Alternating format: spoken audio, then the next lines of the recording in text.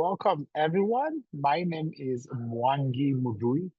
I am based in Nairobi, Kenya, and really glad to be able to meet and get to see all of you. We are so glad to have you on this call. I am part of the Ziwani team, heavily involved in our strategic partnerships and growth across the continent. And for those of you who perhaps are new to Ziwani, we are just a space that loves on African business leaders who have, because we believe that we have the power to, shape our marketplace and our society just by following biblical principles around how we run and steward our businesses. Um, Ziwani, for those who are not familiar with the word, is a Swahili word that means at the lake. And for us, it symbolizes a space where we gather, where people can come together, find stories, strength, refreshing. It's why we call this online gathering at the lake, because it symbolizes exactly that, a space where we can come, learn from each other, hear from each other, and leave refreshed from having spent time with each other. So we're pleased to see a lot of familiar faces who've been of this At the Lake community before. We're really excited to see a lot of new faces as we continue to grow this community across different parts of this continent.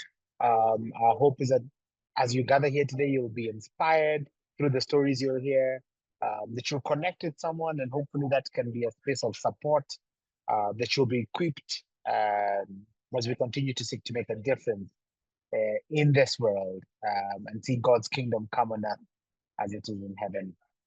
From a logistical point of view, some of you have been here before, some of you are new to this space. And so just invite you, whether you're new or old, to sit back, relax, take notes, have somewhere you can indicate some notes. Feel free to be completely engaged in the chat. It is a free space.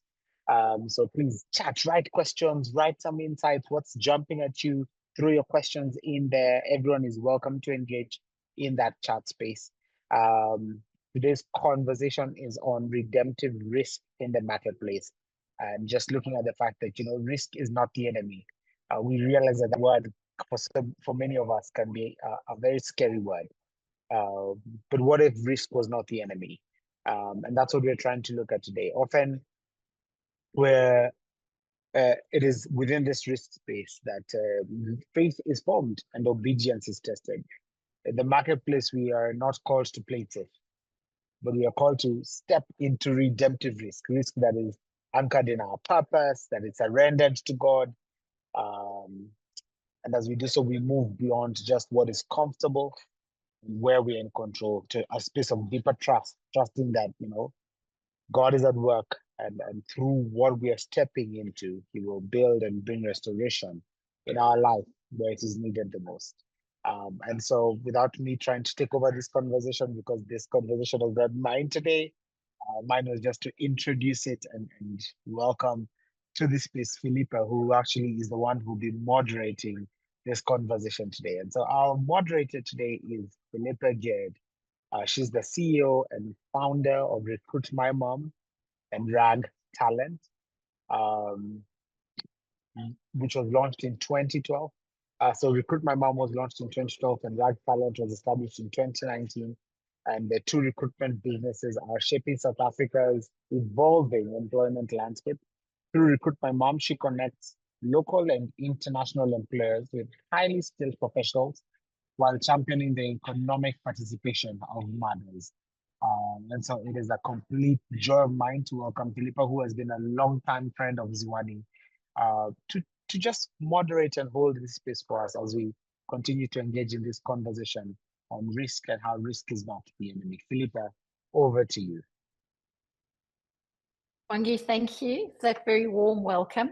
I feel completely at home at Ziwani. I have journeyed with Ziwani since the beginning, and it's a great honor to host this space this morning. And it's a very valuable conversation that we're having about risk and how we hold the tension of risk and faith.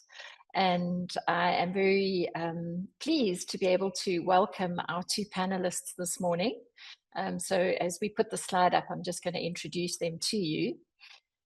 So the first one is we have the joy of hosting Kingsley Jini sorry, Kingsley, I did mess that up. Jini, even though I practiced that earlier this morning. He's the founding and managing director of Guelph Africa. And Kingsley leads a telecom infrastructure construction and enterprise initiative in Central Africa. He's overseen cross-border telecom engineering projects in the Cameroon and Chad. His leadership journey reflects the tension between expansion, responsibility, and conviction, and he now focuses on building disciplined enterprise structures that can endure uncertainty and scale with integrity. Having met Kingsley previously, he has some incredible, powerful stories to share of stories from Africa and his journey with risk this morning. So welcome, Kingsley. And thank you. We then have Doreen Zaki, who is joining us from Kenya. And Doreen is a seasoned corporate finance advisor guiding founders, CEOs, and management teams to strategically position their businesses to attract capital from local and international funding sources. Doreen is passionate about African enterprise and is working to see Africa realize its potential to be a significant contributor to the world's economy. And I think we can all say here to that. So I want to open this conversation, and I'd like both Doreen and Kingsley, lovely to be on screen. Welcome, both of you. As we kick off this conversation, we know that risk is a big, bold word, and we often think that it's a big, it means big moves, or that there are big positives or big negatives associated with the word risk. And I wanted to ask you this morning or this afternoon, in your everyday business leadership, what are the small decisions that you make that carry more risk than people may even realize? And Kingsley, can I kick off with you? Thank you so much, Phillipa, and I thank God for the opportunity. One of the risks that is underestimated that I see in my environment is to choose people or prioritize people over short-term survival of a business. In the context in which I exist, which is in Cameroon, when pressure comes up in business, one of the first instincts that we have is to cut people, to let people go. By choosing to keep investing in your team, when margins are tight, carries a real financial and leadership weight. I've learned that this quiet decision defines the kind of leader that you become. I think that's what I've seen, one ordinary risk that people don't see, choosing to prioritize people over short-term survival. That's very, very valuable, Kingsley, and I think we'll unpack that a little bit more as we go forward. But yeah, the ability to prioritize people over short-term profit is vital, and plays into our kingdom beliefs. Doreen, what would your response be to that question? Thanks, Phillipa, and thanks for having me on this Zoom call. I appreciate the opportunity. I think in my world, which largely involves capital raising for businesses, sometimes it is a risk when a business has to tell the truth to a potential investor who's looking to deploy into their business. And so sometimes, you've sold a certain story. Sometimes to get the investor, you need to sell a certain story. And then as the conversations progress, they dig deeper into your company. And in my experience, what I usually tell the entrepreneurs that I'm working with is just be honest. If you're not able to achieve the targets that you set or the targets that you initially thought you'd set, have that conversation at the risk of losing the investor. And even this doesn't just apply to entrepreneurship or raising capital. This applies to work deadlines. Sometimes you have told your client that you're going to hit a deadline within a 3-month period, and then that 3 month is almost up and you're not able to hit that deadline. Sometimes being honest means that you get into, it might be a confrontation or an altercation with a client. It's always better to be honest and upfront and just say, look, this is what I thought I'd be able to achieve, but at this point I am not able to achieve it. And so it is a risk, and sometimes it goes well, sometimes it might not go well. But my view is always be a person of integrity at all times. So people and honesty being two vital, small, everyday decisions that we make in our leadership that can have, significant consequences when we talk about risk. Thank you, Doreen. And what I'd like to ask is, could you tell us about a time in your leadership where you had to make a decision that felt genuinely risky? What was on the line? What was the risk? What were the potential consequences of the decision that you needed to make? And what made that moment just feel so weighty? So what were you feeling at the time when you made that moment? Because we all know what that weighty feeling is, but could you unpack for us what that was? Kingsley, could we go to you? Thank you once again, Phillipa. This was in 2019. This was in 2019 when we had to expand our telecom operations from Cameroon into Chad. We had prayed about this decision, and one of the confirmations about our going to Chad was that financing opened up. The banks came in to support us on the expansion to Chad. Then we went to Chad in towards the end of 2019, and by March 2020, we all know what happened. COVID hit. The borders were closed. Our teams that we took from Cameroon was stuck there in Chad for 10 months. During those 10 months, no revenue was coming in. So the real decision that we faced at that time when the borders were closed was not about business. It was about the people that we had taken from Cameroon to Chad to work in the telecom sector. These were staffs who had families who depended on them. Their families actually depended on them. We choose as a business to continue paying them their salaries, to continue paying housing for them to stay in Chad, and also healthcare, even without income coming in during the 10 months that they were locked down in Chad because of COVID. This cost us significantly. But one of the things that we learned in this season was that season redefined risk for me as a person, to see that risk is not just about protecting capital. It is about stewarding people and also staying faithful under pressure, because the pressure was enormous, but we had to stay faithful under pressure in order to be able to guide the team that were out there in Chad. Yeah, just, unpacking a little bit, Kingsley, the weightiness of that, what was the emotion associated with that weight? It felt frustrating. It felt frustrating at that particular moment, because no one could estimate what could come with COVID. No one estimated what could come with COVID. It felt frustrating. It felt like let it go. But we had people who are real people in business, who have families, and then we just had to stay glued and see how we could take care of them in that very challenging situation. And I think that really reveals to us that risk has emotions associated to it. And it does come with a sense of weight.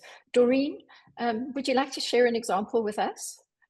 Similarly, where you needed to make a really significant decision, and you really felt the weight of that.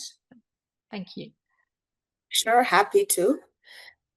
One of the situations that I recently got into was an investment into a company. So in addition to working with entrepreneurs to connect them to capital providers, I also sometimes personally invest into companies myself, together with some friends of mine. And so there was this great investment opportunity. Of course, before you plug in your money, the opportunity is always good before it goes bad. Otherwise, you wouldn't put in your money. So when we initially invested, there was a specific payment profile that we were expecting, specific outcome we're expecting, specific returns we were expecting. However, the money got stuck. It was a trade. It was a trade type of investment, and the money got stuck. And so we had to get to the point where we were like, okay, do we forfeit the money that we've invested, or do we put in more money so that we can unlock additional trades to then unlock the capital that is then stuck. So it was very high risk because, first of all, there were issues within the company in the way that it was run. So it needed more, stringent, more hand holding in the way, they were running their business processes. So we were stuck at, do we put in more money in this company that doesn't have great systems and structures, and risk losing even more? And even that decision involved actually bringing in a much larger investor with a much larger amount of capital. Do we also want to risk this other investors' additional capital into this business? And so, yeah, that was a recent risk that I had to take. I wish I could give you good news and tell you that the opportunity has in fact paid off, but we're still waiting to see if the investment will pay off. But we're people of faith. And we believe that when we're spirit-led to make certain decisions, that ultimately there's a grand plan. Yeah, I like that response as well. We are people of faith. And thank you for that example. Doreen, what has risk exposed you to? We talked about the emotion, the feeling of frustration, or even sometimes fear, or needing control. What do you believe God has been forming in you, given your journey with risk? And as an investor, you have a particularly high engagement with risk. But how does that play out in terms of what you believe God is doing in your own personal life? So the first thing that I'd say is, number one is learning how to trust, even when you can't see the full picture. Learning how to trust when you can't see the full picture. And that involves spending a lot of time in prayer, spending a lot of time in the word, spending time with God to just hear his voice amidst all the turmoil that you might be experiencing in the time that you're dealing with whatever situation you're in. So sometimes when you're in a period of turmoil, it can be very, very difficult to hear what it is that what the Holy Spirit is telling you. And so what I'd say is get into a moment where you're able to spend quality time with God, spend quality time in the Word, so that you can be able to hear what it is that you're being told. Of course, in addition to that, there's your mind. God has given us wisdom. God has given us strategy. God has given us other things that we're using to ensure that we're making the right decisions. So in addition to listening to the voice of the Holy Spirit and listening to God, we also have other tools that are at our disposal: wisdom, knowledge, understanding, learning how to work with one another. And so in that place, you have to learn how to utilize all the gifts that God has given you, which includes your skill set, which includes your knowledge, people skills. And I think that for me, that has been a key part of my capacity building. In fact, I believe that God uses situations like this a lot to capacity build. It is how can we do this better? Because of course, when I mentioned the investment, there were things that we could have done differently. How do we do this better going forward? So it's building capacity, learning. Because as much as we do hear, we hear the word. The Bible isn't going to tell you every single business strategy that you need to employ in your business. You need to learn, you need to grow, you need to read books. And so expanding capacity, mental capacity, emotional capacity, learning how to deal with hard, difficult situations, learning how to have difficult conversations, expanding your emotional capacity, learning how to be patient, even when someone has not been honest. You still have to be a Christian, even when you're upset that someone has taken this money, perhaps use it for other uses that they didn't say that they were going to use it for. So you still have to walk in love. And so I'd say that a lot of it is expanding capacity, and also learning how to overcome fear. Yes, you're fearful, but you don't remain paralyzed. How do you overcome that and then take a step forward and move forward? I hope I've answered your question, Phillipa. Yeah, I mean, the question is around, what God has taught you. And I'm like, wow, you could write a book on that alone, Doreen, as to what God is teaching you in risk. And, maybe that's part of what we're supposed to do as people of faith, is to take risk. If I think, if I'm listening to all your growth adjectives. But let's hear from Kingsley. Kingsley, in being faced with the risks that you do, particularly in the telecoms industry within Africa, what is God doing in you? So, as a business person, there is always that urge for predictable outcomes. You go into business expecting that everything will come out as predictable as you planned it. But risk has exposed my need for control, over outcome. Because in our context, it doesn't always work the way it is predicted. That is how we have seen it in my context in the telecom sector, in both in Cameroon and in Chad, where we have worked. It doesn't always turn out the way you predicted it. So God used those seasons, or specifically the season I shared before, to grow my trust and to teach me to lead with an open hand, or with open hands, not with tight control, because the aspect of tight control can be frustrating sometimes. So that is one thing that God has taught me, who has exposed me to through risk. Yeah. Kingsley, I'm glad that I'm not the only business leader who doesn't have a predictable business. This world has a funny way of throwing things at us, right? Yeah. So, Yeah. thank you. I like that you know, God was teaching us to not have the need for control. Perhaps that's one of the greatest learnings about embracing risk, and I certainly remember that from during COVID. Kingsley, one of the things that's really difficult as a Christian is knowing, is this faith or is this my own personal ambition and my own personal motivations? How have you learned the difference between I'm now stepping into faith versus I'm now stepping into my own personal, often selfish ambition? What are any of the signals? What are the predictors for you? And I'm sure they can be different by person, but we'd love to hear your story on that. I've learned to test it through alignment. I've learned to test it through alignment. I ask myself some questions. The questions I ask myself are, does it serve purpose, or it just proves something? So I kind of see whether it's in purpose, it's in line with my purpose for which God has called me, or I'm trying to just to prove something to people. And then the second thing I ask myself, is there confirmation through wise counsel and structure? Is there confirmation through wise counsel and structure? If I don't have that confirmation, I rethink about it again. And then the third thing I ask myself, am I willing to let go if God says no? Ambition pushes fast, but faith is steady. Faith is accountable for me. Wise counsel, very wise counsel. And if I think about our Christian walk, is that we're never called to do this walk in isolation. We're always called to do this walk in community. And that's one of the things that I love about Zwane is that we're a community of faith-based believers doing business, and we can gather together at the lake and learn from one another. So thank you, Kingsley. Much wisdom in that response. Doreen, how do you discern between selfish ambition, often selfish ambition or ambition, and what is faith and what God is calling you to do?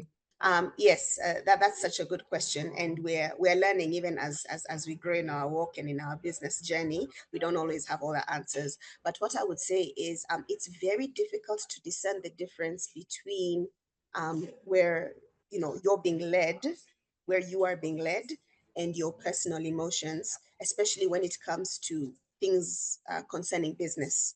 And so sometimes you might have your own personal agenda when it comes to business, even though you are being led. So finding that thin line between where you're being led and what it is that you're being told to do by the Holy Spirit versus your personal agenda. And so it's to be fair, it's easy to know when your personal agenda is involved because all your emotions get mixed up to it, especially when you start having strong emotions around something. You become very demanding, or you become very angry, or you have extreme emotions around something. It is very easy to know that, okay, this is me. This is my selfish ambition at play. Or when you're going to do whatever it is that it takes to get this deal. or you start insulting people, or the flesh usually shows itself. And so if you're cognizant to be able to see, okay, this is a strong emotion that I'm evicting. This is definitely coming from self. I need to tone down. I need to go back and hear what God is telling me to do in this particular situation. So my advice to anyone here is, if you have a strong emotion around something, or if you find yourself just, this emotion is just is driving you in the wrong direction, then take a step back. Yeah, I think there's much wisdom there. And I just want to ask the panelists, while we are engaging, we'll ask, for some stories to be shared from yourselves in terms of risk. But if you have any questions, please do go ahead and continue to pop them in the chat, and we'll have some time for Q&A at the end. I wanted to add another question, Kingsley and Doreen, and Doreen, we'll start with you on this one, if that's okay, which is, could you tell us one risk you took that didn't go the way you hoped? And then, just possibly one that surprised you in the best way. And then what did each of those teach you? The one that didn't go the way you wanted it, and the one that did go the way you wanted it. What did it teach you about how God works with risk? In terms of looking at things that didn't go my way, I think that I have way more examples of those than those that actually went my way. Just to give you context, in addition to helping businesses raise capital,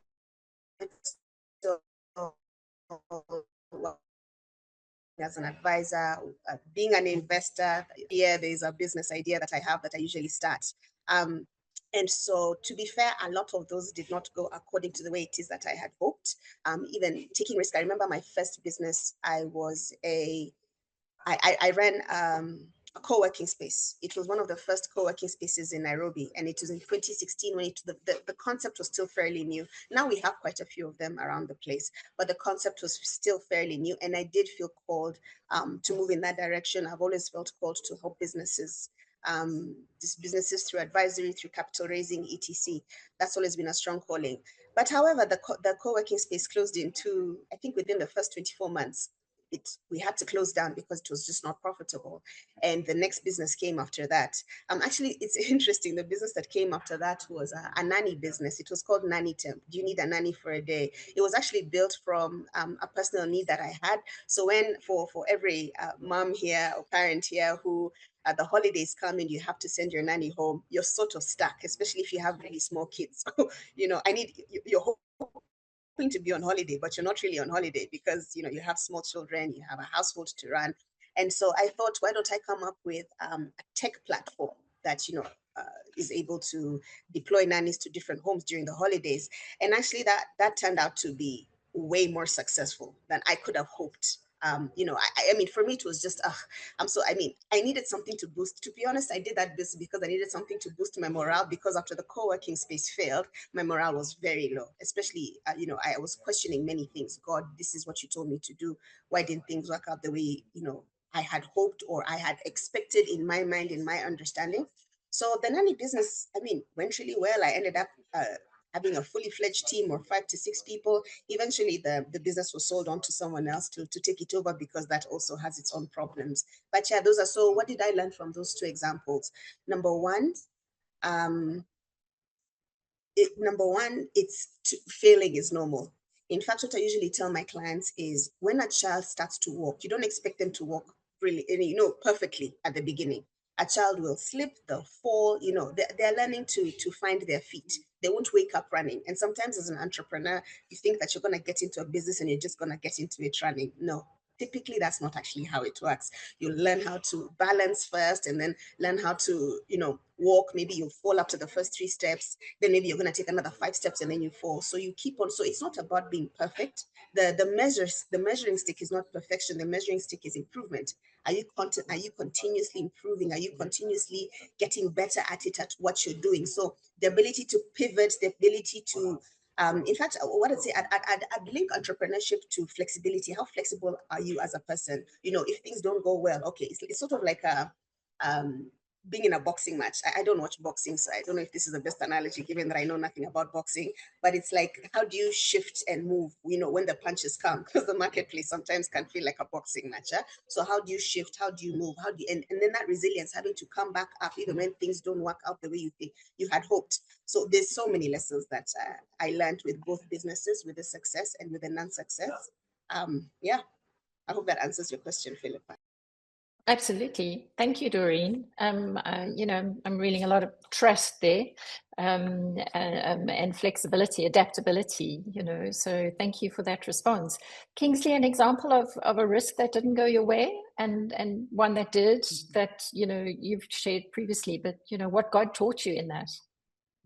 Yeah, thank you. I will obviously share from the chat experience that we had. It did not go as planned, as I've shared before. It did not go as planned. We lost significant investment and momentum. But one thing that we learned from that particular incident, or one thing that surprised us, was that the strength of trust of the team grew. The team that we are using today that have stayed steadfast with us are the team that was in charge at that time. That decision that we made at that time to keep the staff in charge, despite that the business did not go wrong, still speaks for us today, because we have built loyalty, we have built credibility with the team, that if we are to go by strategic documents, we cannot create it through strategic documents. So one of the things that we learned from that failure, from when it did not go as we planned, is that the outcomes may fail financially, but something deeper can still succeed, which is stability in the team and trust, which is what we are eating on today from that particular risk we took. Yes, thank you. And I see a comment in the chat from Lauren Thompson, who says that failure is feedback. And Kingsley, what I'm hearing there is that the feedback that you got from the people in terms of the way that you treated them through that time, was overwhelmingly positive, with it, then reinforced a behavior, for future risks that you would take, or future situations that you might find yourself in. So thank you. That's that's really valuable. Recruit My Mom was my third business. So I've had experience in what it feels like to start and close down businesses, and it's not a nice feeling sometimes, and there's a lot, can be a lot of tension involved, but it certainly was my greatest university of learning through those times of failure. So it's not a bad thing at all. I want to ask something which is quite a weighty question, if you like, particularly for all of us that are in the African context. And given the global volatility we're facing, and just general volatility, is as we look around the marketplace today, what kinds of risks do you believe that redemptive leaders must be willing to take right now? Some might be avoiding, but you firmly believe that if we're going to stand up as redemptive leaders, then these are key marketplace risks that we need to be taking. So Doreen, do you want to take that one first? Sure, that's a really good question. I mean, if we look at the current global macroeconomic climate, everything is just all over the place, and there's so much uncertainty with regards to, where, especially in my world, where the capital markets are moving, what direction they're moving into. How do you need to hedge against the future risks that we're facing? Oil prices going up, currency fluctuation. We're seeing that we're going to be able, especially in sub-Saharan Africa, we're going to see a lot of fluctuation in currency. Of course, a lot of us have been hit by high fuel prices, which of course affects your personal costs as well as rate of living. It severely affects those who are in the logistics industry. Actually, it affects all industries, but specifically those ones who are in logistics. However, in the same breath, there is opportunity. There is always opportunity in volatility in market. So as a redemptive leader, I'd look at, and this is something that should be done prayerfully, is what is the opportunity here? What is the opportunity here? So for example, in the world of capital markets, money tends to flow like the ocean. I won't get into it too much, but so money typically comes from the West. It comes from America, it comes from Europe, it comes from some parts of Asia, and it flows to the rest of the world. So how does it flow? It flows primarily to Asia, then it flows to Latin America, then it flows to Sub-Saharan Africa. Sorry, it flows to Latin America, then Middle East, and Gulf states, and then Latin America, and then Sub-Saharan Africa. We usually are at the bottom of the barrel. Unfortunately, it is what it is. And so this is an opportunity because of all the challenges the Middle East is currently facing. What that means is now there's more capital allocation to now sub-Saharan African markets because of what's happening in the Middle East right now. More people are now moving away their money from Gulf states. And so if you're Latin America, if you're Africa, how do you position yourself to access that capital? So as a redemptive leader, what I'd say is yes, manage the risk. There is risk. There is currency fluctuation risk. There are other risks that are associated to what is currently happening in the global macroeconomic climate. But what is it what can you do to leverage off the opportunity? Because right now there is an opportunity into the market. And so how does that opportunity reflect to your personal business? So for example, just to give a blanket example is prices are going to go up at some point if they haven't done so already.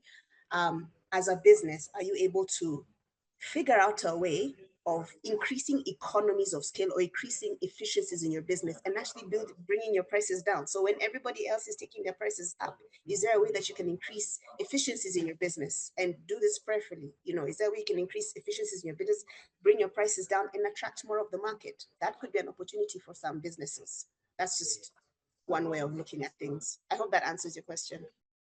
Thank you, Doreen. That's very, very helpful. Kingsley, thinking just regarding redemptive leadership in an African context, what is this world require? What is Africa requiring of us at this time? Yeah, I believe leaders today must take three kinds of risk. The first kind of risk comes from, we see a lot of shortcuts in the markets where we exist in, ways of doing things easier. But leaders today must take the risk of building with integrity, even when the shortcuts are easier. Building with integrity, even when shortcuts are easier. And we think so much in terms of the short run period. We don't think long. We don't think about sustainability. We don't think about impact. So the risk that we must take today as leaders in the African market is the risk of thinking long term rather than short term. And finally, the third risk that we must intentionally take as marketplace leaders, as Christians, in the African marketplace is the risk of integrating our faith into business openly. Integrating our faith into business openly. We find pleasure in integrating our faith privately, but I think we should take the risk of integrating our faith publicly. These are not usually rewarding immediately, but they are necessary risks that can lead to transformation.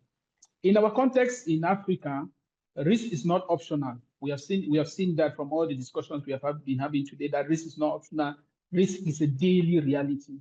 The real question is not whether we face risk, but how or whom we become in the process of taking risk. For me, redemptive risk is, as I've said, choosing people, sticking to purpose, obedience, even when the outcome is uncertain. So for me, these three risks, we must try to see how we integrate it into our day-to-day living as marketplace leaders in Africa. Thank you. Yeah, Kingsley, that's that in itself is a weighty statement, around integrating our faith into our businesses and openly standing for our faith in our businesses, because we do know that in Africa, there's so many countries, the percentages are that the majority of our populations are Christian, yet we're not seeing that integrity playing through in business right up, and it's not just government, it's business and government. So a calling to a higher standard is what I'm hearing you saying is what we really need in terms of taking risks in this day and age, and having faith to do that. And as we, just kind of nearing, towards the ends of this conversation, and then we're going to open it up and to the people that are with us in this chat room, is if someone knows that they're avoiding a risk that needs to be taken, what would you say to them? The risk is there. They pay, possibly there's a lot of uncertainty as to, have they heard from God? Have they not heard from God? They're not sure what to do. What would you recommend they do, or how should they approach it? Kingsley? That's a serious one, Phillipa. I would say, do not ask first, what if I fail? Or what if it fails? That's not the first question you should ask. You should ask yourself, what if this is what I am called to do? What if this is what I am called to do? Because once you ask yourself, if it fails, you are already discouraging yourself from taking risks. Then we prepare ourselves to act wisely, to seek counsel, to take the necessary steps in order to go through what we are supposed to do. Because avoiding risk sometimes can cost more than taking it. Thank you.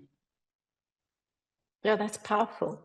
So rather ask what will happen if you don't take the risk, rather than what if I do take the risk. Having a look at the opportunity there. So that is powerful. Doreen, what advice would you give? That's such a good question. I think that is my life every day. And so what I'd say is, first of all, be sure that you are being led in the right direction, that it's not your mind, that it's not your thoughts, that it's not, your idea of what it is that, where it is that I should go. Sometimes it's good to speak to someone else and just run it by them, someone that you trust, someone who is a person of faith that you trust, just to run it by them to hear their thoughts. Around what it is that you want to do, to just see, is this, am I hearing my own things, or am I being led in a particular way? That's very important to do that with someone that you trust and someone that you can count on. That's the first thing. And then the second thing is, whatever it is that you need to do, sometimes the uncertainty and the fear can come from insufficient knowledge. And some fears sometimes is a good thing, because like it stops you from walking in the dark, or like driving at 200 kph per hour. That fear sometimes is a good thing, because it slows you down and forces you to think about the risk associated with it. So I'd say that fear is not a bad thing. Keep moving forward nonetheless. Gain knowledge in the area it is that you want to move forward in. And let's just give like a random example. You want to open a church, you feel you're led to open a church.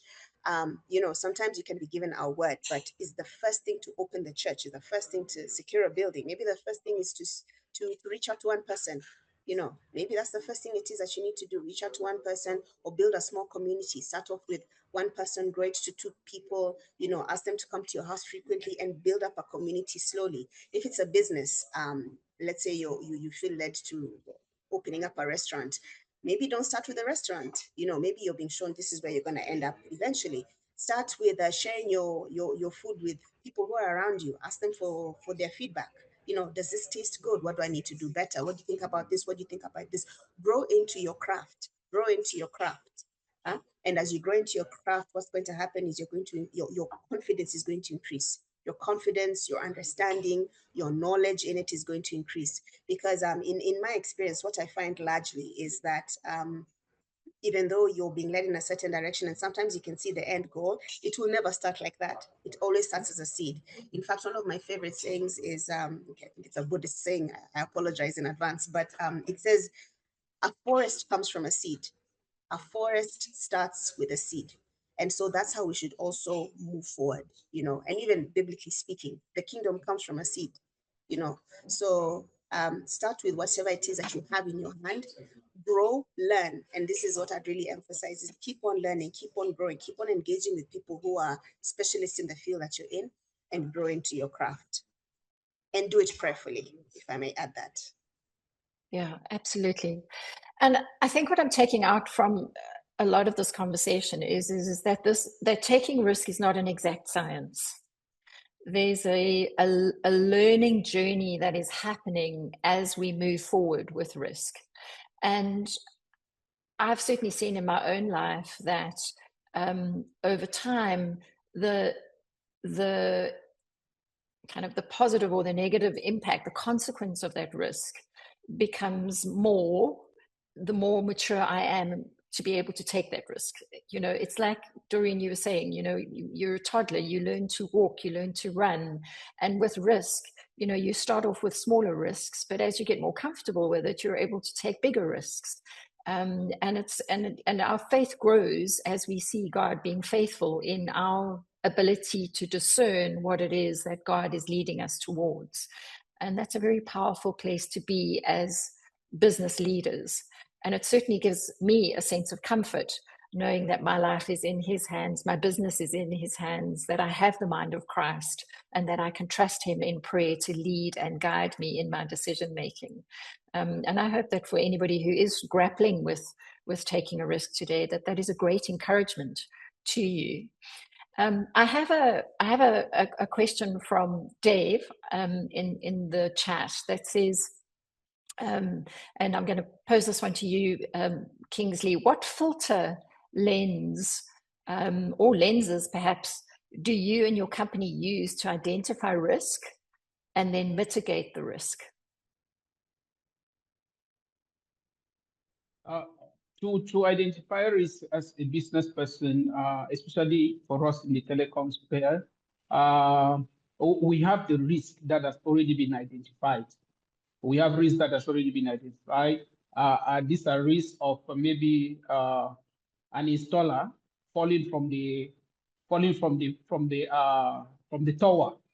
Those are risks that are identified. We have risks of maybe having accidents when transporting materials from the warehouse to the field. Those are identified risks. And most of the identified risks, we put them into policy. We kind of craft policies to mitigate them.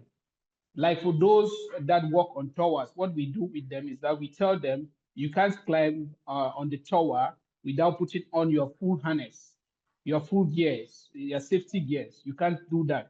And then we have put various policies in terms of transportation, in terms of managing finance, in terms of managing personnel, in order to safeguard people so that you don't fall into risk before saying that I didn't know about this risk. We try to read risk, and then we put policies that can curb down this risk. But for the story that I shared, it was a risk that nobody plans for. If it was a risk that was identifiable, like the COVID-19 risk, if it was identifiable, we would have put policies in order to guide us on how to attack that risk. But most of the time, what happened in risks that are not identifiable is that you go into blindly without control and you allow the rest for God. But for risks that are identifiable, what we do is that we set policies, we set memorandums that can guide us not to risk the lives of humans when carrying out our projects. Thank you. What I really enjoy about listening to Kingsley is that most of his examples are about his people. You can tell where his heart is around his people and risk around people. So thank you, Kingsley.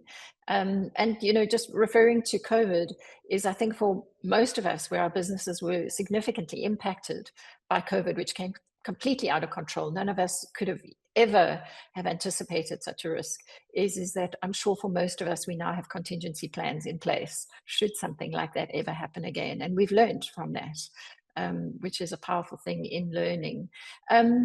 Doreen, yours is slightly different because, you know, you're investing in businesses. Kingsley's actually putting down hard infrastructure. What lens have you put in place to identify risk, particularly when you're investing in a business? You know, what are your lenses that you use? Gosh, there's so many. There's a whole science and art that goes behind investing in businesses. Of course, one of the key things is you look at scalability. How large can the business get to? Especially if you're speaking to equity, type of investors, they're looking at growth. So can this business really grow? And not only can the business grow, does the current team or the current executive team have the capacity to take this business to where it is that they say that they can be able to take it? Because even when you're speaking to businesses that are looking for capital, they always have really good numbers. It's called hockey stick growth, when your numbers are just growing like a hockey stick, every single investor sees that. And so the question would be, do you have the capacity to execute? So in terms of looking at whether someone has the capacity to execute, is it usually helps whether they've done it before. In fact, unfortunately, studies show that people who've been previously successful in businesses are more likely to be successful in other businesses, because there's sort of like a formula. I don't want to make it too simplistic, but there's sort of a formula when it comes to businesses. And so once you're able to sort of grasp the formula, it's very easy to replicate the formula in different types of businesses. So you find people who are successful tend to be successful in other businesses. So if you have an entrepreneur who's previously been successful in a business, sold that business off and started off another business, it doesn't mean that they'll be successful, but there's a higher likelihood that they would be successful. So in terms of risk, so for equity risk, so that's equity risk. Equity is when an investor comes and puts money in exchange for shares into your business. And so for debt risk, you look at the ability for the business to be able to pay the money back. So growth is important, but it's not entirely critical in when you're looking at debt. It is more important for the business to be able to ensure that their costs are kept consistent, or they're managed well, so that the business is able to pay off its debt and is able to pay off its debt within a certain period. You also look at collateral. So in my world, there are very many ways of managing risk. There's many books that are written on it. Of course, there's the theoretical angle, which I've mentioned, but of course, there's also an art. Sometimes you might put a risk on something, but then who knows? Next minute, it might be the next big thing. Sometimes with tech businesses, it's very hard to say which is going to be the next big thing. Like I always tell entrepreneurs, if someone told me that, told me, hey, I have this idea, I have this app where I'm going to share my pictures for the world to see, and everybody can share their pictures, and it's going to make $1 million, I'd have been like, who's interested in sharing their pictures? Why would I be interested in sharing my pictures? Why would anyone care about the pictures that I have? And then look at the world now. I mean, look at social media, what it is today. Honestly, if someone brought that idea to me, I'd have been like, that's ridiculous. Of course, if you go to my social media pages, I think I have one post, so I'm not the target market. But so sometimes, like I said, it's both an art, and a science. Yeah, absolutely. And it is an art and a science. And I want to draw our attention to something that Sibs has said in the chat, which I think is really valuable. And it's certainly something we discussed earlier when we first met, which was, and I'm going to read the comment because I think it really is worth reading. It's with respect to integrating faith and business, it's worth remembering that God is genuinely interested in our business. It's not a secondary concern. After all, working was the very first thing that God commanded us to do. As such, our primary risk mitigation strategy should be the Holy Spirit. How invested are we in learning to hear his voice, and how prepared are we to obey if and when he leads us in a direction that is contrary to worldly wisdom?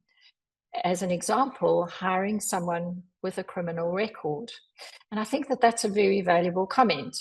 And I know that we spent, quite a lot of time initially talking about the importance of listening to the voice of the Holy Spirit and understanding that. And Kingsley, could you possibly share, or Doreen, either of you can take this, you can decide, of a time where you absolutely heard the Holy Spirit, speaking to you either to do something or to not do something, and how do we learn to lean into that voice? Who would like to take that question? Yeah, I am trying to pinpoint myself on one because there have been many instances that that has happened. But if I want to pinpoint myself, I'll still come back to the business we run. At one time, we were supposed to take a project to go and install a telecom antenna in one of the areas which is being attacked by Boko Haram. We know of Boko Haram in the Central African region. We were supposed to take a project on that, and the bidding went on so well. We were actually trusting God at that time for such a project because we had some financial needs. We were praying and we asked God that if this project is ours, it should be given to us because we were not just the only company that was bidding to take the contract of putting the telecom antenna in that region. But one of the things that happened was that at the final end, something happened and we were not given that project. We were not given the project, and the team that actually went, the team of the other company that actually went, before they arrived the place, there was the Boko Haram attack the night before, which which actually killed people in that area. And if we had taken that project, we would have gone before that because we rejected before they gave it to the next team. If we had taken that project, we would have gone before the team.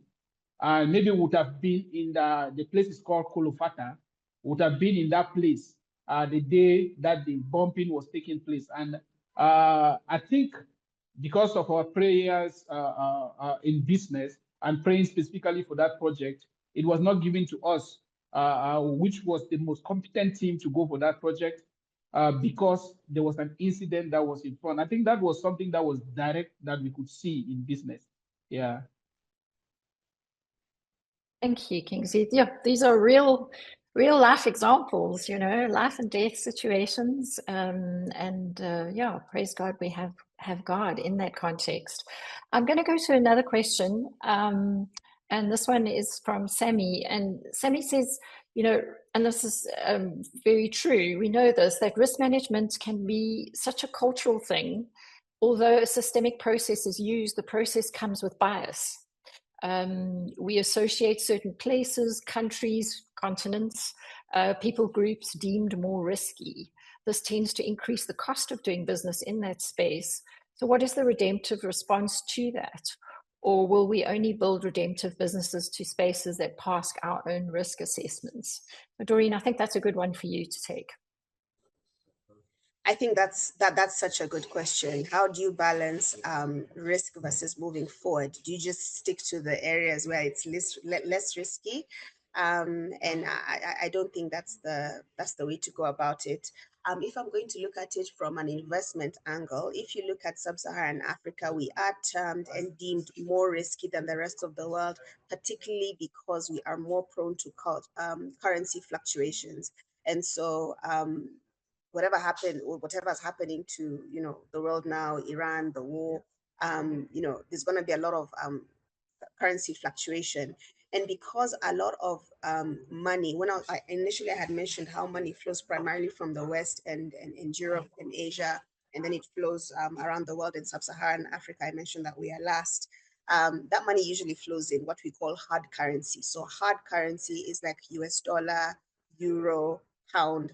And so if you're lending money in hard currency, you don't want it to, you know, be affected by the currency risk.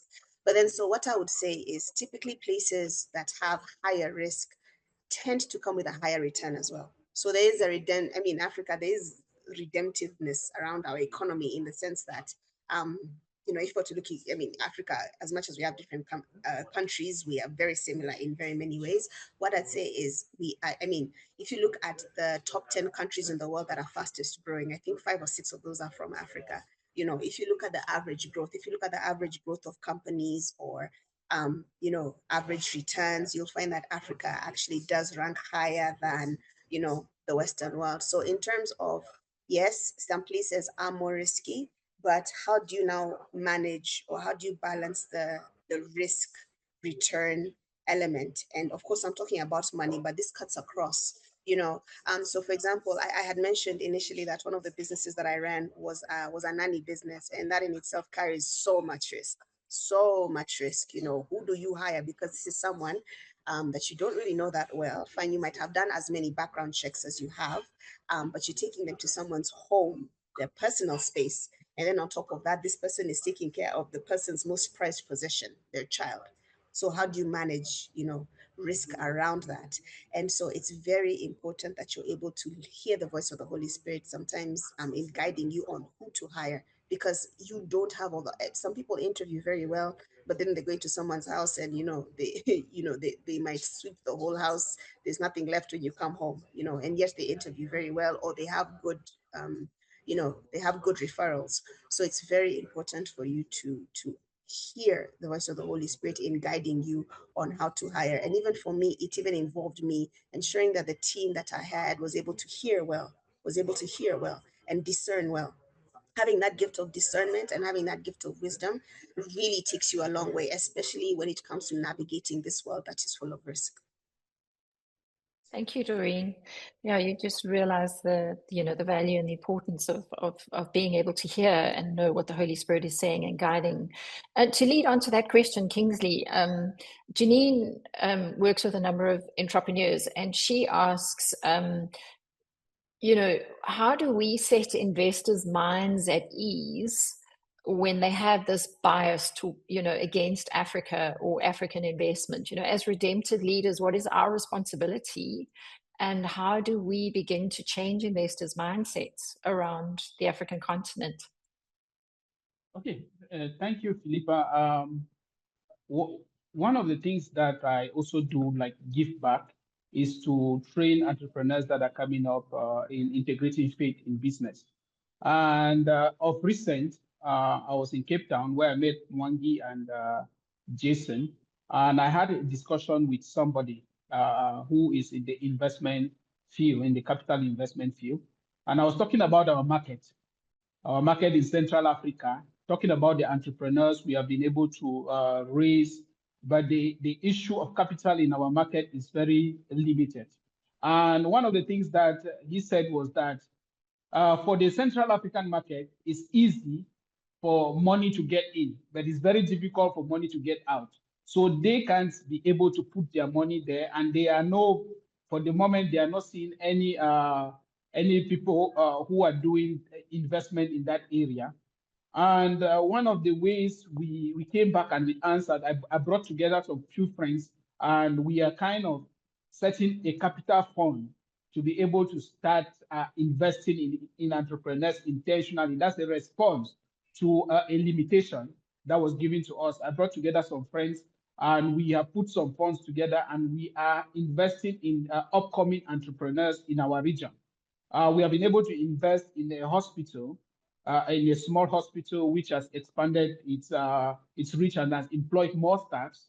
And we are looking at also investing in other businesses, because we have about 8 entrepreneurs in training in that our program right now.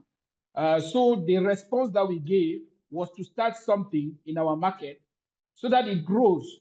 When somebody wants to say that we can't take the risk of coming to your market, we show you that this is what we are doing in our market. You can join us. So that is the response that we gave. Thank you.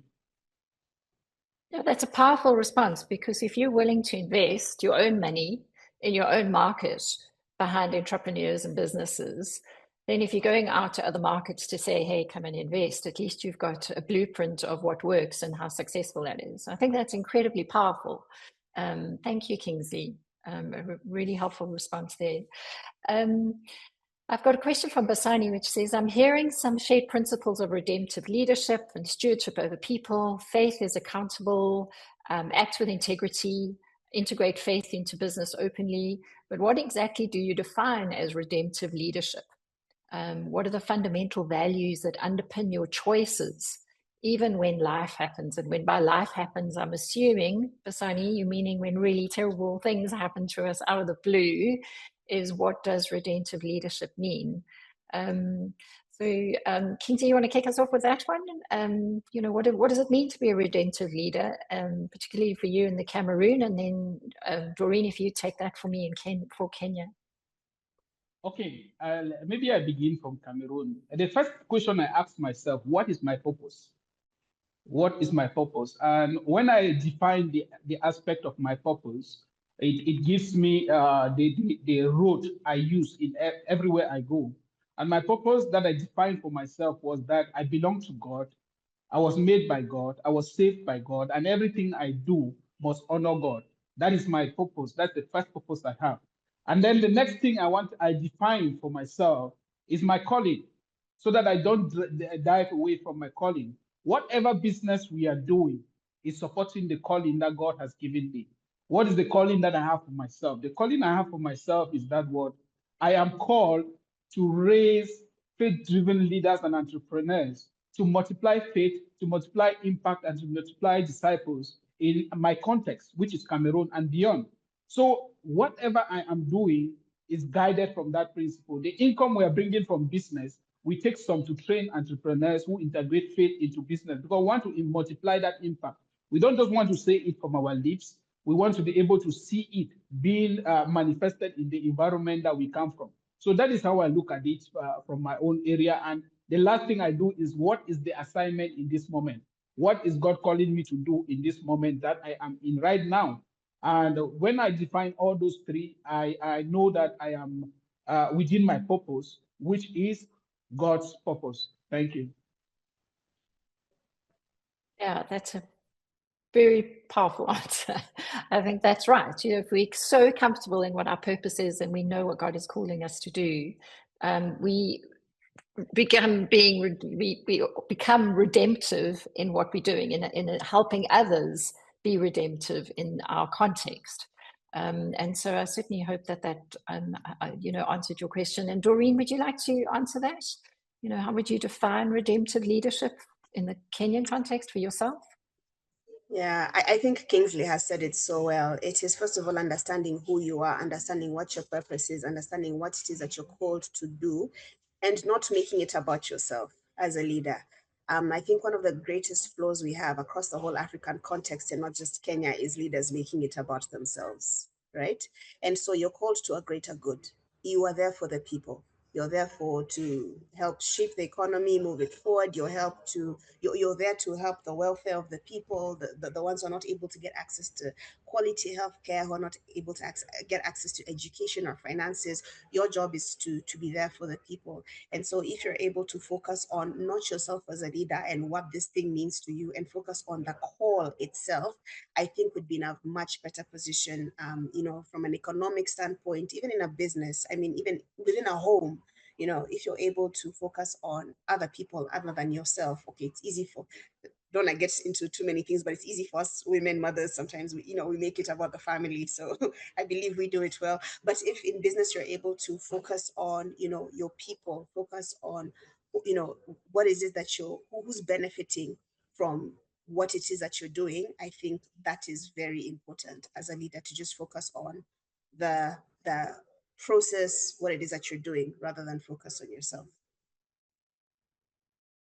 Yeah, absolutely. It goes beyond self, right? That's, to be redemptive it goes way beyond your personal calling, your personal business. It's about impacting everything around you and the people around you and the space around you to bring about the redemptive purposes of Christ. And I think that's an incredible calling that we have as God's children. I am I'm just looking through the chat to see if I have missed something urgently here. So I'm going to just ask Gwen if there's anything that I may have missed, if you could just highlight it to me in the chat.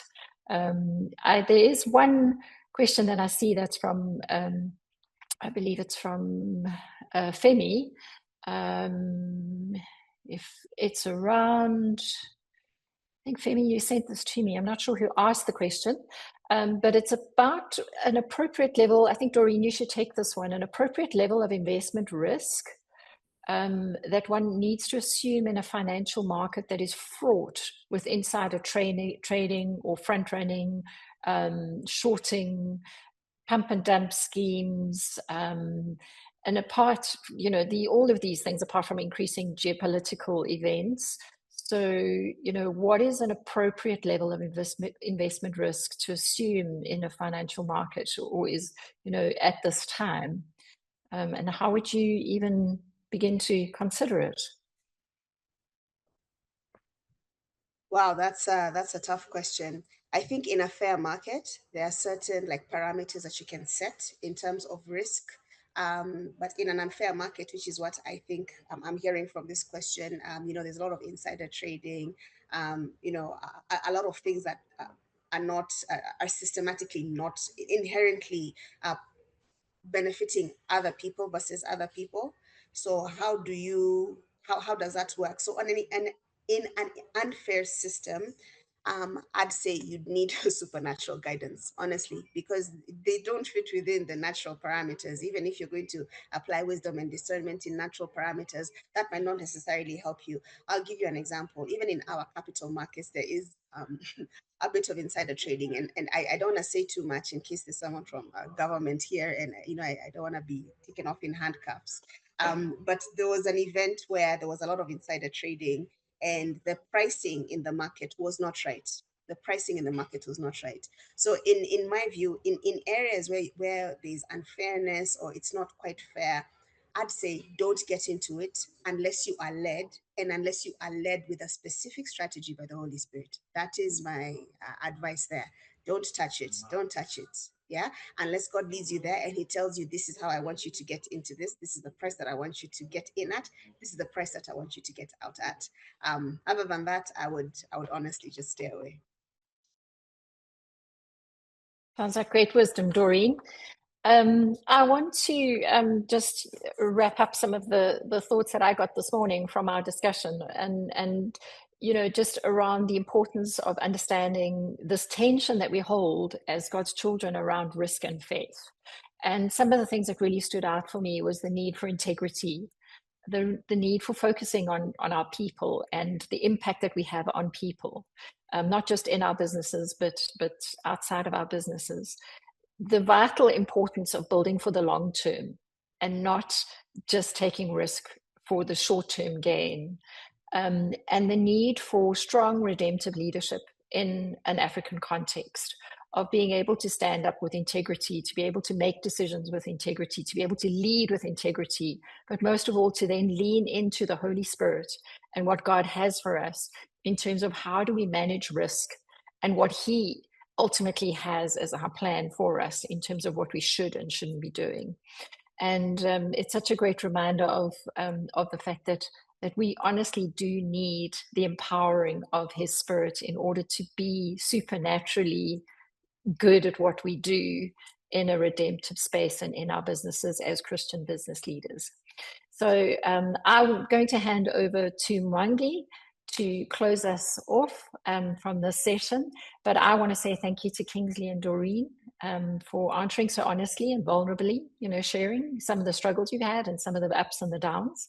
It's been an absolute pleasure for me to engage with you today and to ask you some pretty tough questions. And thanks so much to everybody who participated in that question and answer session. Over to you, Mwangi. What I think I appreciated the most is just the level of honesty and vulnerability in sharing.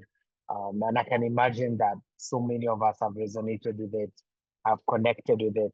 And my prayer is that even as we leave here today, that God will use it to genuinely impact and challenge. It's been an amazing discussion. I hope it will impact and challenge us. I hope you all enjoyed it as much as I did. The truth, the wisdom from the panelists. So once again, thank you all just for taking this time to share. And as we draw towards an end, there's always ways for us to continue to be involved in moving forward even after this at the lake. There will be more at the lakes, but there are ways for us to continue to be involved even after this today. For those who've never done the foundation course, it really helps us discover how our work fits into God's plan for redemptive action. And so we have the Foundation for Redemptive Work course or Redemptive Business course that just explores questions around what does God want for my business? Does He care? How can I glorify Him through it? Doreen, who was on here, is the host of the podcast, the Reframed podcast. We had a series running on risk, and would encourage as many of you to subscribe to that Reframed podcast, to listen to that particular series on risk, as you hear stories from different entrepreneurs, business leaders, marketplace leaders across the continent as they share their stories on how they are navigating all these conversations around risk. Thank you all. God bless you as you have an amazing, lovely day. Was lovely having you on the call with us. Yes. God bless you.